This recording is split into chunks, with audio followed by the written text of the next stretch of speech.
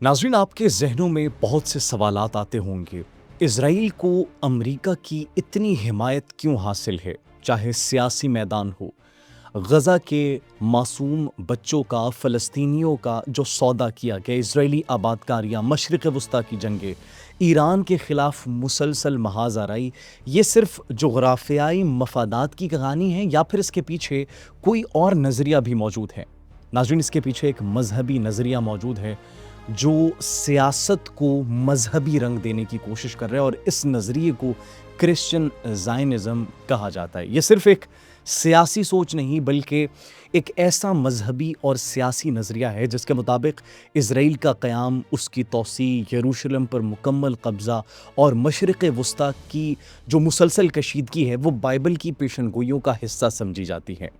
इस नज़रिए को मानने वालों का यकीन है कि इज़राइल को ताकतवर बनाना एक मजहबी फरीज़ा है। That is the reason America Israel के हर कांट में उनके साथ होता है।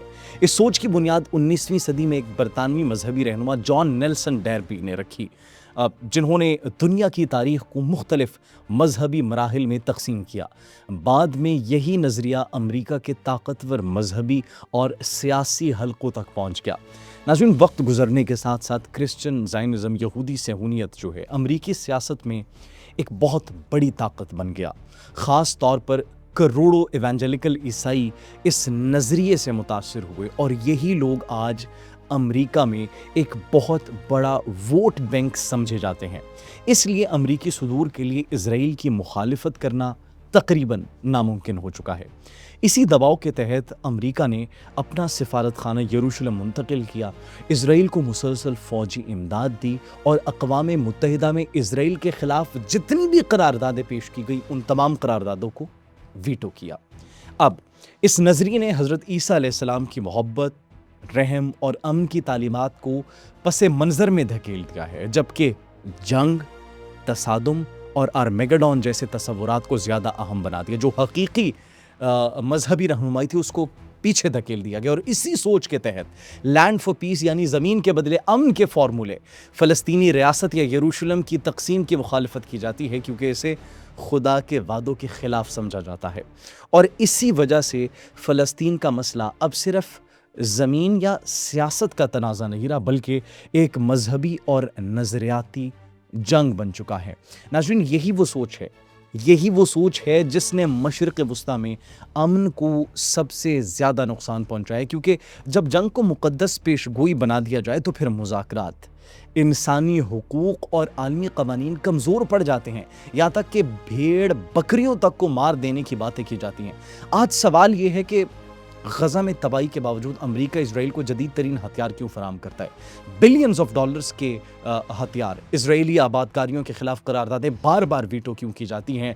और क्यों हर वो अमेरिकी हुकूमत जो दो रियासती हल या इज़राइल पर दबाव डालने की कोशिश करती है, उसे अंदरूनी सियासी और मजहबी हलकों की शदीद मज़ाहिमत का सामना करना पड़ता है, और उनको फिर इख्तिदार से हटा देने की भी कोशिश की जाती है?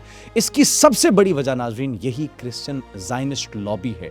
ये वो लॉबी है जिसने अमेरिकी सियासत को इस हद तक मुतासर कर दिया है कि इज़राइली पॉलिसियों पर तनकीद को सिर्फ सियासी इख्तिलाफ नहीं, बल्कि अब मजहबी मुखालिफत समझा जाने लगा है, और कहा जाता है कि तुम खुदा के ख़िलाफ़ जा रहे हो। और नाज़रीन, अगर कुछ तज्ज़ियाकारों की अगर बात की जाए, वो ये भी कहते हैं कि गज़ा की मौजूदा सूरत हाल, ईरान इज़राइल कशीदगी, अब्राहम एकॉर्ड्स जैसे मुआहिदों को सिर्फ सिफारतकारी के ज़ाविये से नहीं समझा जा सकता। इसके पीछे एक ऐसा मजहबी और सियासी इत्तेहाद भी मौजूद है जो मशरिक़ वस्ता, मिडल ईस्ट की सियासत को मुसलसल मुतासर कर रहा है। क्रिश्चियन ज़ायनिज़्म ने अक़ीदे को एक जियो पॉलिटिकल वेपन में तब्दील कर दिया है।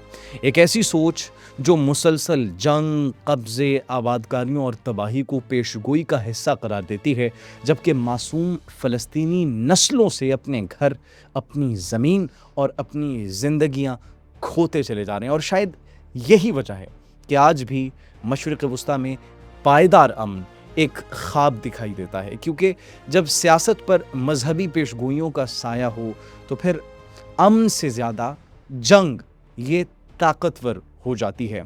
And that is the only reason कि हम देखते हैं, दुनिया की खामोशी देखते हैं। हम सुपर पावर अमेरिका, जो कि कभी सुपर पावर था, अब ईरान जंग के बाद बहुत से डायनामिक्स तब्दील हो चुके हैं। تو یہ وہ اثر و رسوخ ہے اس لابی کا جو کہ امریکی سیاست کو متاثر کر رہی ہے. یہ اس لابی کا اثر و رسوخ ہے جو امریکی صدور کو کنٹرول کر رہی ہے. یہ اس لابی کا اثر و رسوخ ہے جو فلسطین کے معصوم بچوں کا سودا کر چکی ہے.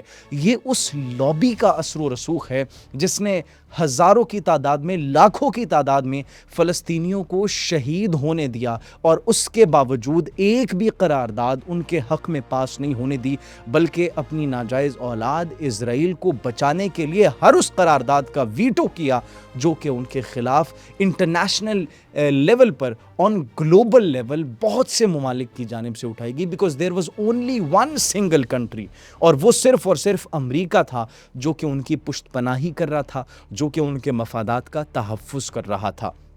یہ وہ لابی ہے، یہ وہ کرسچن زائنزم کی لابی ہے جس نے مشرق وسطیٰ کو اس نہج تک دھکیل دیا ہے کہ مشرق وسطیٰ کے اندر اب امن کی صورتحال ہمیں دکھائی نہیں دیتی. لیکن دیر از ون تھنگ، ایک جملہ ہم آپ کو کہیں گے، ظلم پھر ظلم ہے، حد سے بڑھ جاتا ہے تو مٹ جاتا ہے.